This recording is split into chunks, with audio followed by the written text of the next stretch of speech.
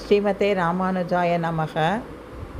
திருமலையில் மோர்காரிக்கு மோட்சம் கொடுத்த கதை தெரியுமா? அதை நாம் திருப்பதியிலே சென்று சொல்லுவதும் கேட்பதும் இனிமையாக இருக்குது.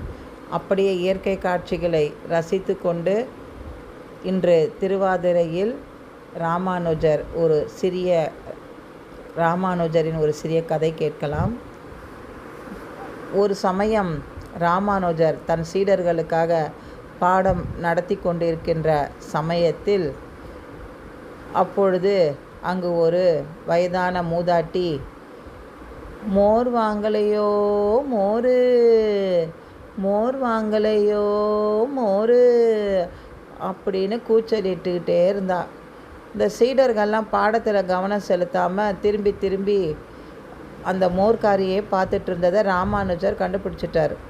அகத்தின் அழகு முகத்தில் தெரியும் சொல்லுவாங்க இல்லையா, அதை மாதிரி பார்த்தவுடனே தெரிஞ்சிடுச்சு. உடனே மோர்காரியை கூப்பிட்டு எல்லாருக்கும் ஒரு மோர் கொடுக்க சொன்னார்.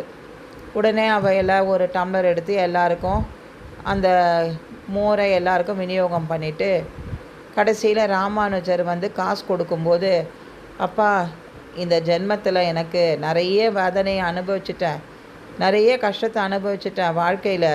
இனிமேல் எனக்கு என்ன இருக்குது? ஒன்றும் இல்லை, நான் பெருமாளை போய் சேவிக்கணும். மேலே போய் திருப்பதியில் மலை மேலே போய் பெருமாளை சேவித்த பிறகு எனக்கு மோட்சம் கிடைக்கணும். அதை வேணால் ஒரு ஓலையில் எழுதி கொடு, நான் பெருமாள் கிட்ட கொண்டு போய் கொடுக்குறேன்னு சொன்னான்.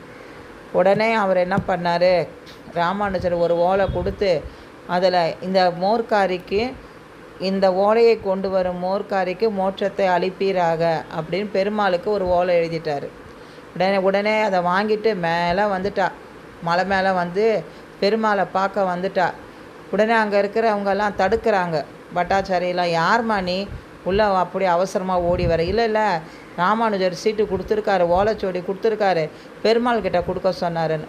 உடனே அங்கேருந்து உள்ளேருந்து ஒரு அசரீரி கேட்டுது, அவளை தடுக்காதீங்க, அனுப்புங்க அப்படின்னு. உடனே பெருமாள் என்ன பண்ணாரா, அவரே சாட்சாத் பெருமாளே கை நீட்டி அந்த ஓலையை வாங்கிட்டதா இன்னும் புராணங்கள் நமக்கு சொல்லிட்டு இருக்கு. அந்த புராணங்கள் சொல்லுது, அந்த கை நீட்டி வாங்கிட்டாராம். வாங்கி முடித்த உடனே வாசலில் புஷ்ப விமானம் வந்த உடனே அந்த மூதாட்டி அந்த புஷ்ப பல்லக்கில் ஏறி உட்காந்துட்டு வைகுந்த பிராப்தத்துக்கு வைகுந்த பதவியை அடைஞ்சிட்டா. இதனால் என்ன தெரிய வருதுன்னா, நாமளும் அந்த ஆச்சாரியன் திருவடிகளை பிடிச்சிட்டோம்னா நமக்கு எந்த கஷ்டமும் வராமல் பகவான் பார்த்துப்பார். ராதே கிருஷ்ணா.